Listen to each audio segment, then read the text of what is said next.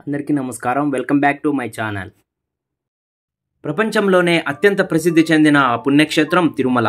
ఆంధ్రప్రదేశ్లో అతిపెద్ద పుణ్యక్షేత్రంగా అలరారుతున్న క్షేత్రం తిరుమల. అనునిత్యం లక్షలాది మంది భక్తులతో, రద్దీతో, అమూల్యమైన కానుకలతో శ్రీ తిరుమల పుణ్యక్షేత్రం నిత్యం కలకల్లాడుతుంది. సప్తగిరులపై వెలిసిన కలియుగ వెంకటపురి తిరుమల. అఖిలాండ కోటి బ్రహ్మాండ నాయకుడి నిలయమైన తిరుమలలో ప్రతి శిలా చింతామణి, ప్రతి చెట్టు, ప్రతి తీగ మహర్షులు, ప్రతి తీర్థం దేవగంగా స్వరూపాలని వెంకటాచల మహత్యంలో తెలుపబడింది. దేశంలో మహాప్రసిద్ధి చెందిన పుణ్యక్షేత్రం తిరుమల. అసంఖ్యాకమైన పవిత్ర తీర్థాలు ప్రవహించే తిరుమలలో కొన్ని తీర్థాలు మాత్రమే ప్రాముఖ్యతను సంతరించుకున్నాయి.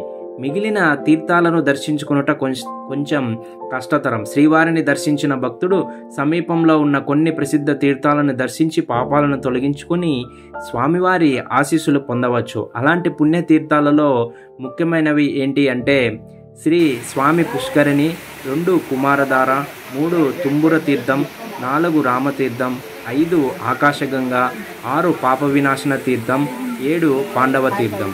ఈ యొక్క తీర్థాలలో ఉన్నటువంటి ఆకాశగంగా తీర్థం గురించి ఈ వీడియోలో మీకు వివరిస్తాను. తిరుమల తిరుపతి క్షేత్రంలో ఆకాశగంగా చాలా పవిత్రమైనది. తిరుమలలోని పవిత్ర తీర్థాలలో ఇది ఒకటిగా మనం చెప్పవచ్చు. ఇది శ్రీవారి ఆలయానికి ఉత్తర దిశలో సుమారు 3.5 కిలోమీటర్ల దూరం ఉంది. ఈ ఆకాశగంగా నీళ్లు ఎక్కడి నుంచి వస్తున్నాయో ఇప్పటికీ తెలియని ఒక అంతు చిక్కని రహస్యం. ప్రకృతి సహజ సిద్ధంగా ప్రవహించే ఈ తీర్థానికి వివిధ రకాల కథలు ఉన్నాయి.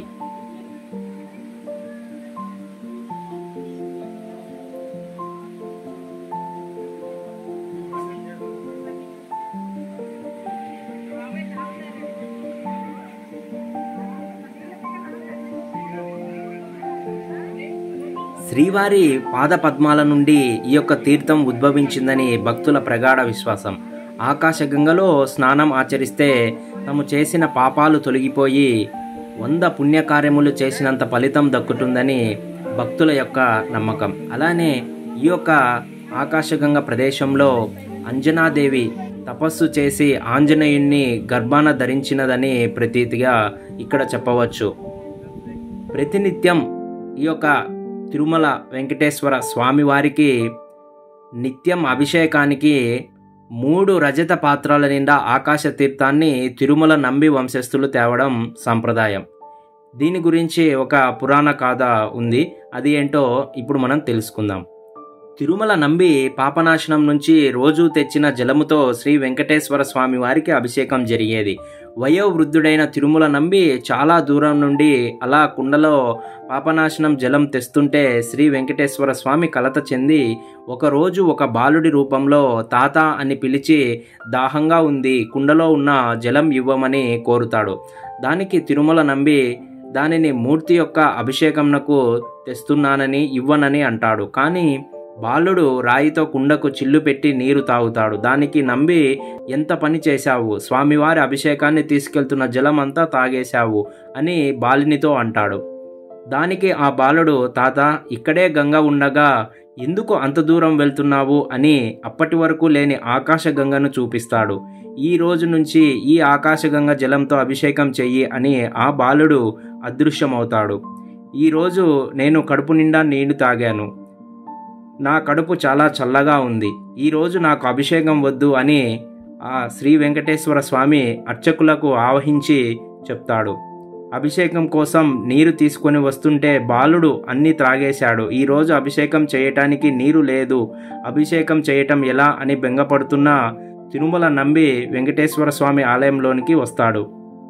అక్కడ అర్చకులు చెప్పింది విని శ్రీ స్వామియే బాలుని రూపంలో వచ్చి కుండలో నీరు త్రాగి అభిషేకాన్ని ఆకాశగంగా జలంతో చేయమని చెప్పాడు అని తిరుమల నంబి చాలా సంతోషిస్తాడు.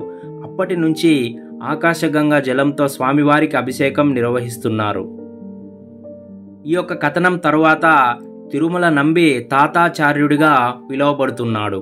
ఈ యొక్క ఆకాశగంగనందు అంజనాదేవి అలానే బాలాంజనేయ స్వామి యొక్క ఆలయం కూడా ఉంది. మనం వాళ్ళని స్వామివారిని అలానే అంజనాదేవిని కూడా మనం ఇక్కడ దర్శించుకోవచ్చు.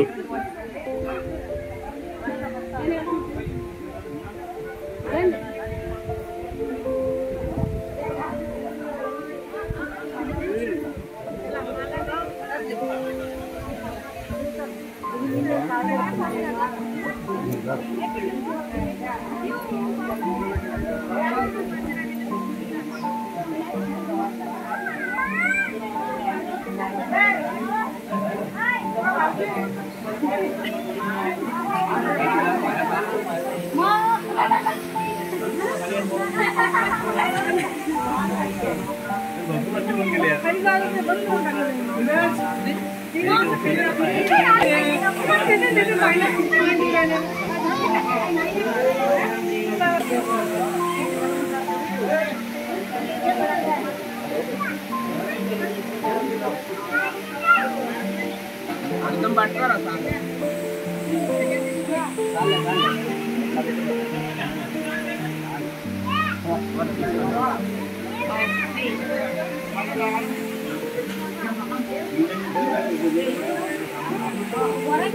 नीला